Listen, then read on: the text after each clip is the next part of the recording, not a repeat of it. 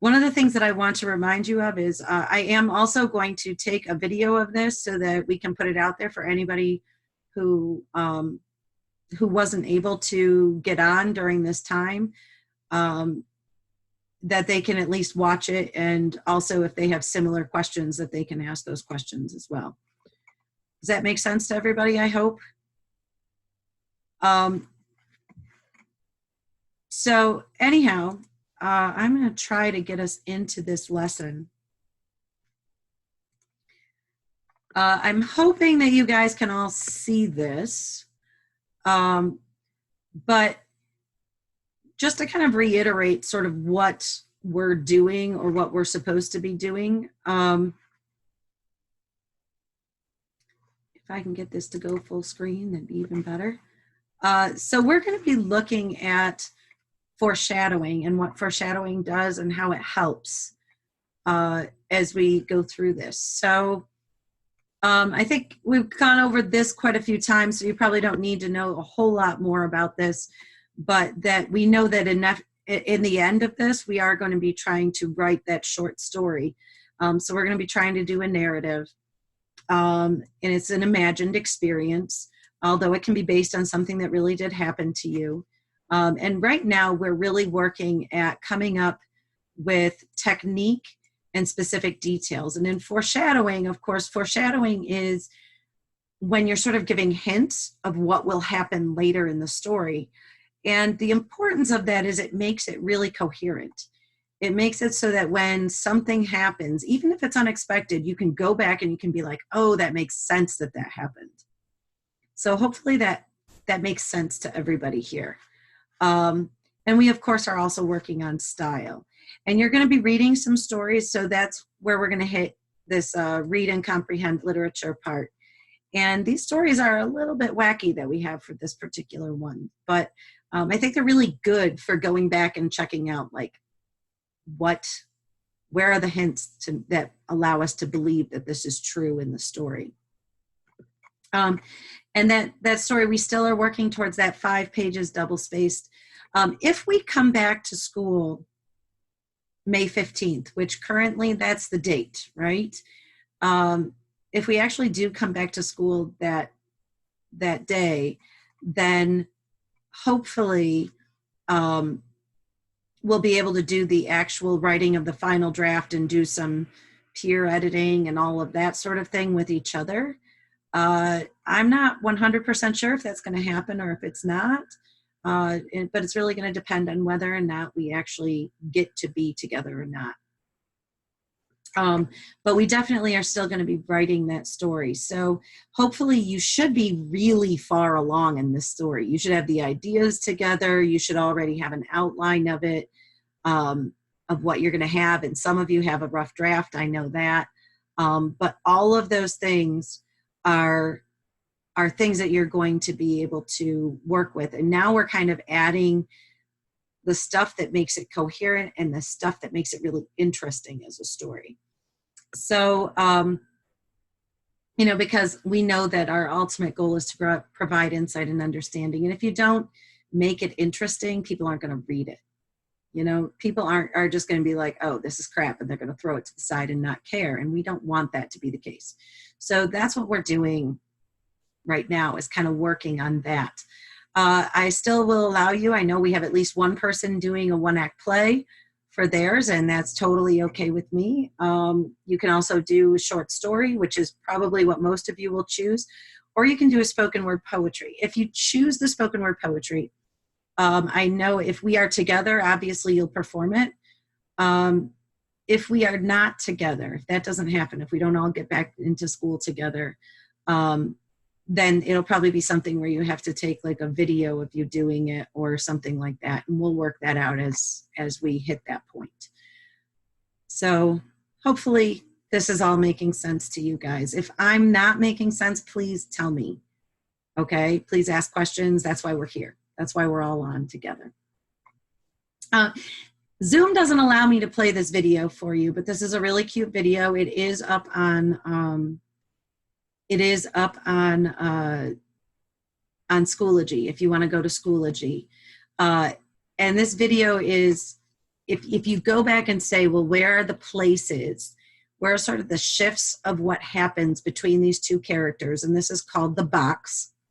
It's actually a French film, but it's silent, so it doesn't matter that it was French instead of, made in the United States. But it's just a little animation. I think it's like 6-7 minutes long. But we see an old man and this mouse that he's trying to catch. And I think you can tell even from this picture right here that we're not going to hate the mouse because he's got the great big eyes and all that other stuff.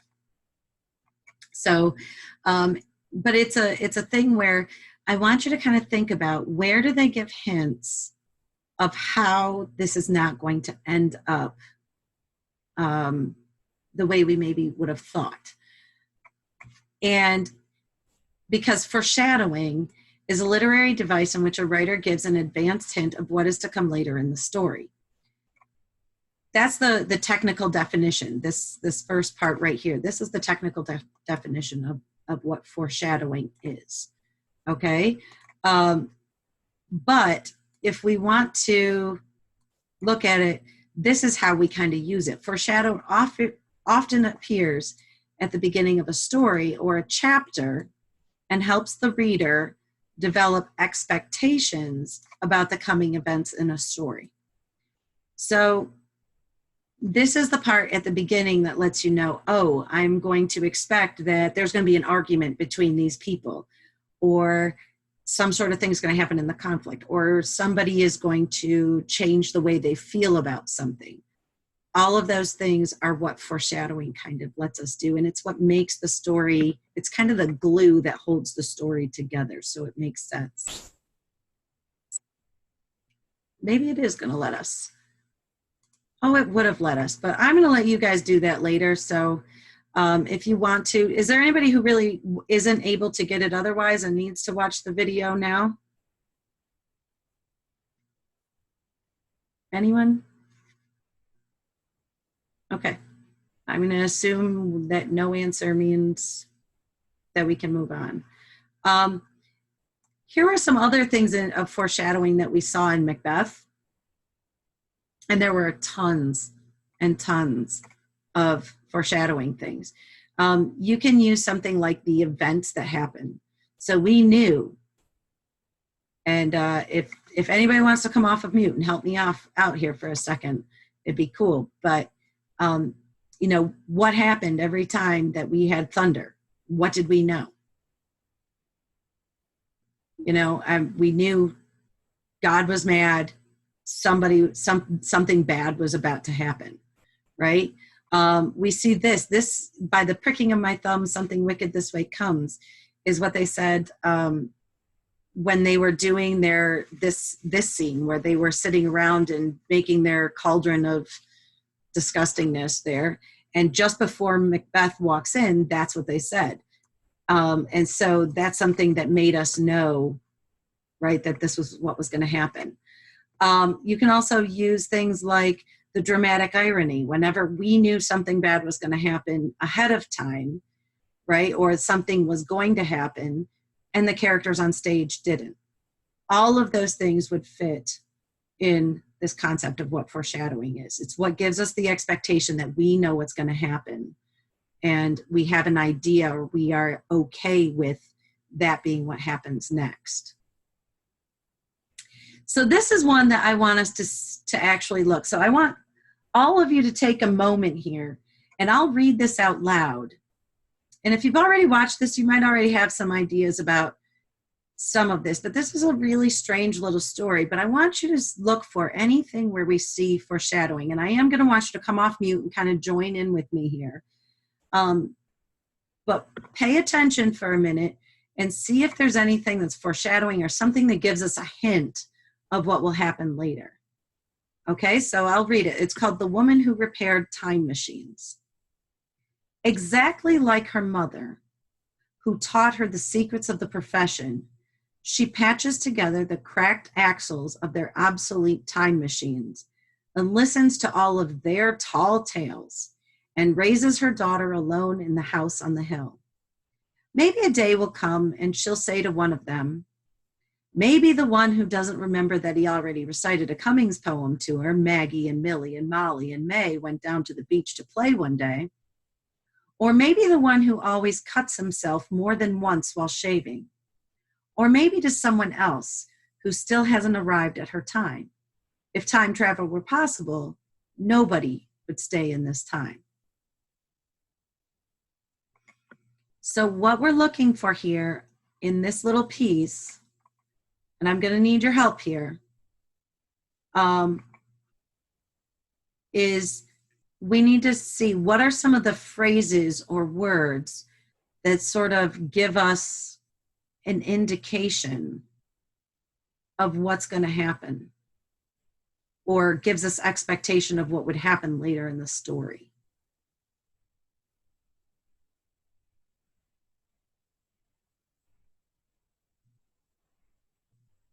Do I have anyone?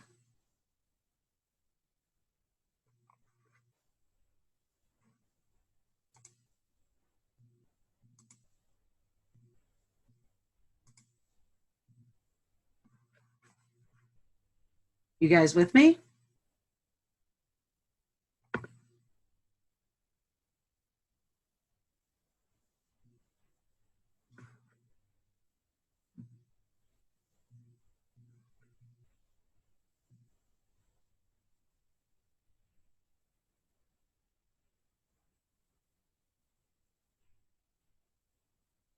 Anyone?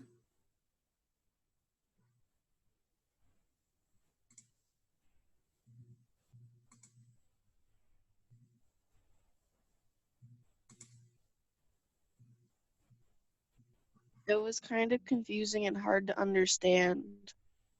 Okay. And like I said, this is kind of a difficult one, but what we're looking for are anything that we're going to look for particular words and particular phrases that give us a hint toward the future. So I'll give you guys the first one that I saw, okay? And then I want you guys to keep looking through here. So I look through here and I say, exactly like her mother. So this gives me an expectation that she's going to do something that was already done before by someone else in her in the generation before. Right? So this sets me up to have an expectation later in the story. I'm either going to find out what her mother was, or if this is the middle of the story, I might find out, you know, I'm expecting her to do what her mother did. But here I have an expectation that's being set up because of the words exactly like her mother. Does that make sense to everybody?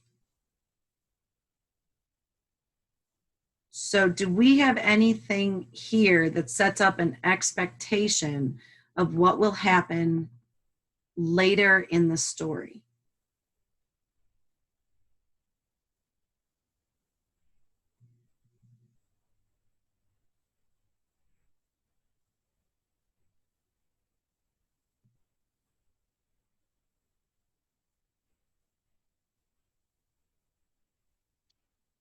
Is a part where it says maybe a day will come and she'll say to one of them?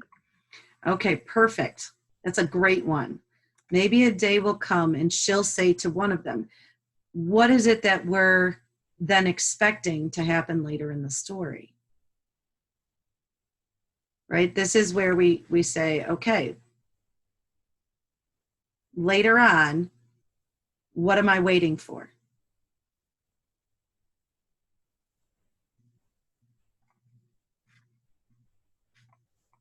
Any other ones?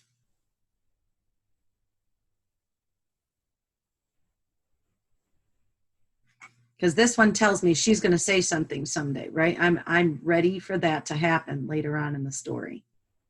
Something else.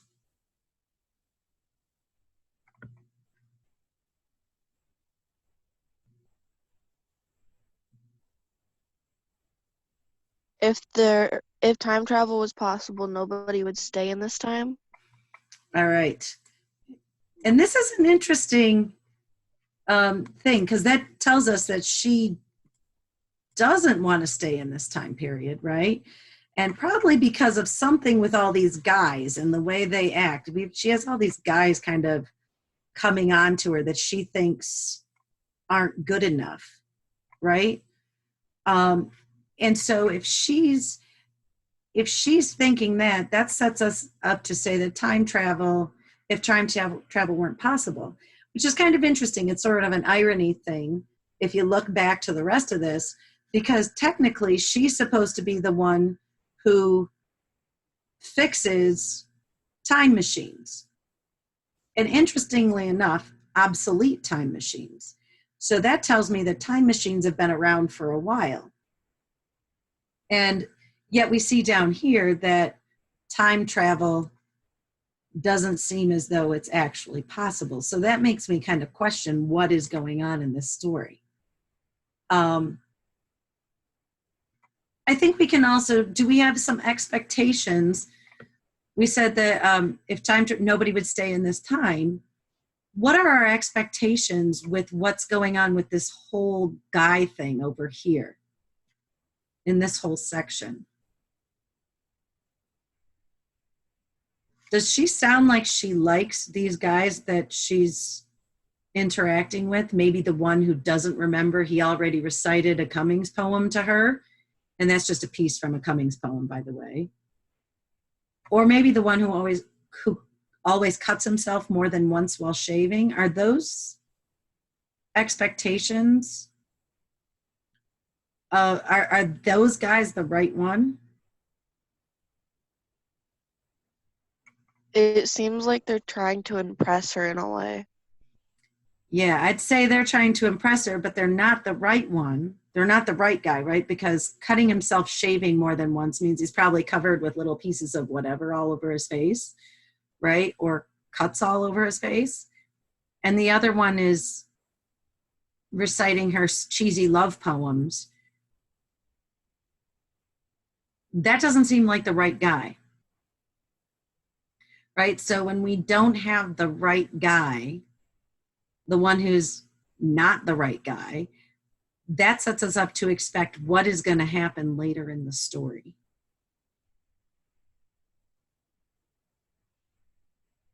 Sierra, Kylie, do you either of you have anything for what you think that might be setting us up for?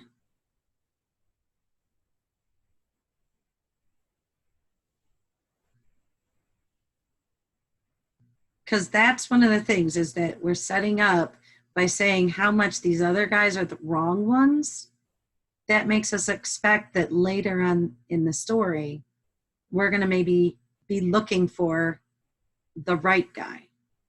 Now, I don't know what happens in the story, but those would all be, this would be sort of like what happens in the story here that gives us these ideas.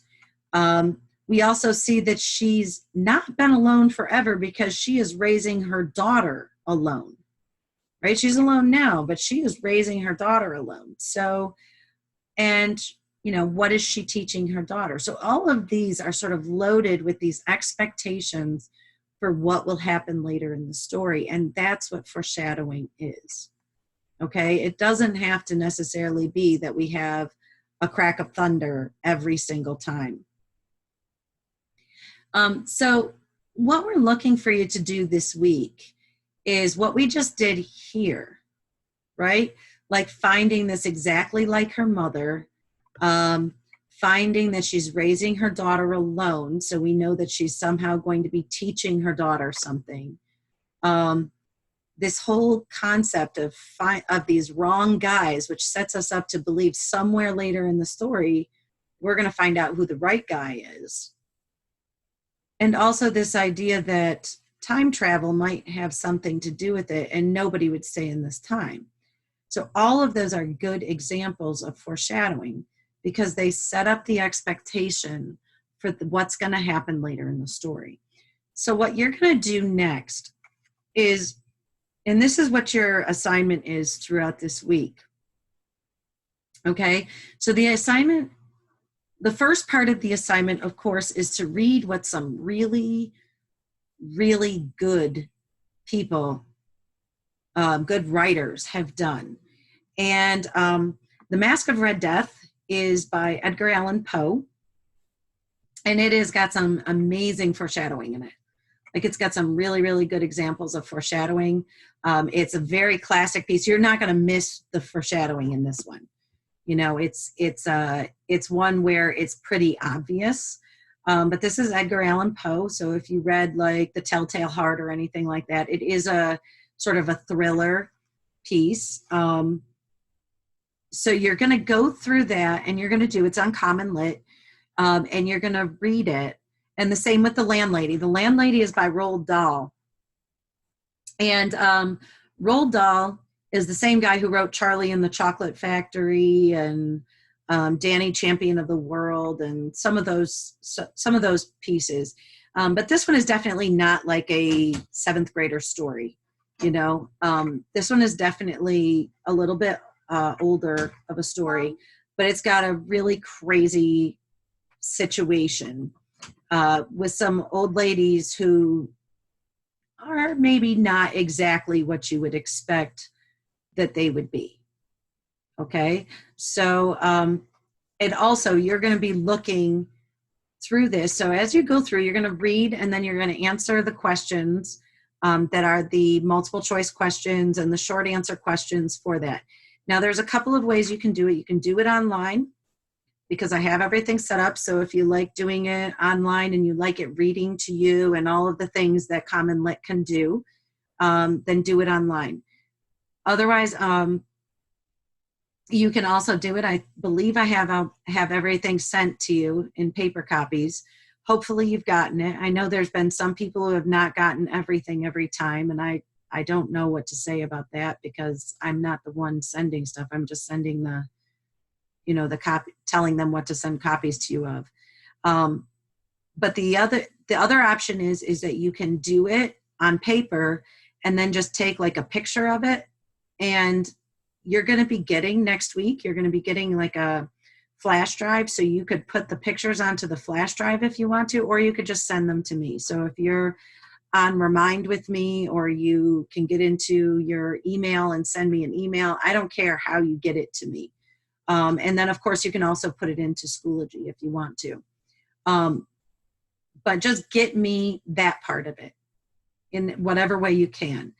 And then the next thing that there is, after you do that, is you just are supposed to go here and do this.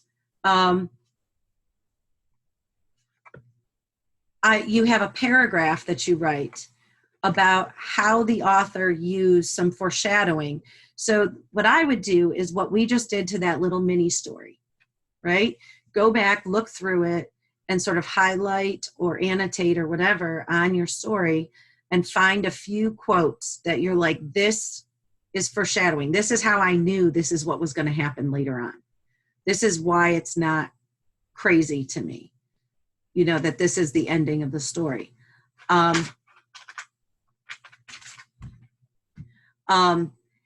So what I want you to do is to look at your story and then just write a paragraph that says, this is how the author used foreshadowing in order to help me better understand the ending of the story. And as this says, I believe I just copy and pasted this right onto the thing. Foreshadowing is necessary in a short story because it prepares the reader to accept what happens later in the story. In a well-written paragraph, explain how the author of your story prepares you to accept the ending of the story. So think about, where do they give hints of what will end up happening? What hints were given? That would actually be your quotes, right? So you'll have a quote or two hit there. And how do those hints help the story make sense? So then you're going to say, okay, so here's the quote, and this is why it helped me understand. This is how it leads me to that ending of the story. And so you're going to want to do that at least two specific things that you saw that really help it make sense in the ending. Is this making sense to everybody, I hope? So hopefully this helps for you to see me kind of going through it. I love this picture over here, because then the next one that you're going to get, that's on that worksheet is for you to think about how you're doing for short story, or how you're doing foreshadowing in your own short story.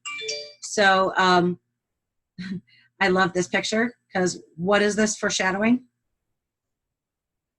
What's going to happen to this turkey? Right? He's going to turn into Thanksgiving dinner. Okay, class, is there anyone else who does not understand the term foreshadowing? And this one is, you're going to be coming up with, the next thing you have to do is in a paragraph, you're going to explain what foreshadowing you're putting into your short story.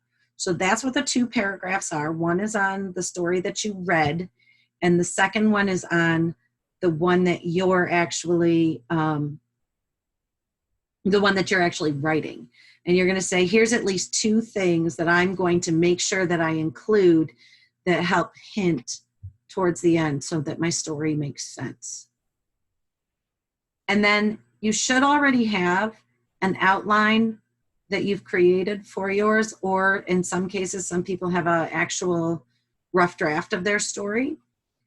But what you're going to do is go back and make sure that you really do have that in there. So you're thinking, okay, like here is where I'm going to put that foreshadowing. Or if you wrote if you wrote an actual rough draft of your story, you can go back and you can say, here's where I have this is the spot where I'm putting this in. So, so that you know exactly where that's going to show up in your story. Is this making sense to people, I hope? Because that's really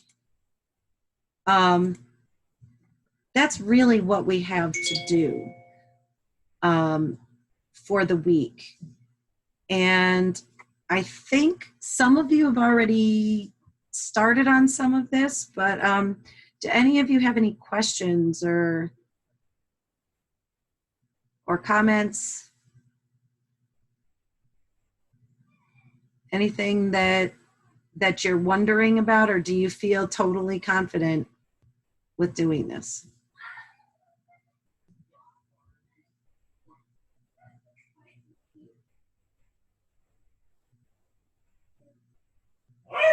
All right, well, if everybody is feeling totally good about everything, then I think we will kind of wrap this up. Do any of you have questions about what's going on in class in general? I know, Kylie, you were kind of having problems with some of your internet for a while. It looks like you're on now. That's great. So I know that this can be a little bit difficult if, because we aren't seeing each other face to face.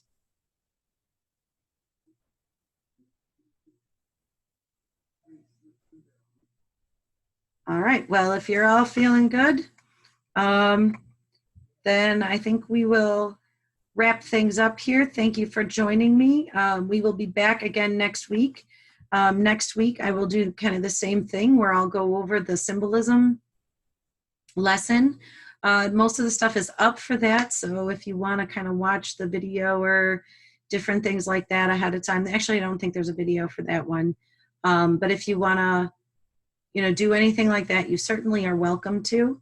But we'll kind of go over things and kind of have some questions or whatever. If you don't know what you're doing, or you seem confused, or you don't know where you didn't get something, anything like that, please make sure that I know, and I will make sure that you get that stuff somehow. Okay? I miss seeing everybody's faces. I miss seeing you guys in class. I really wish that were the case, that we were all together. May 15th, I think, is the magic day right now.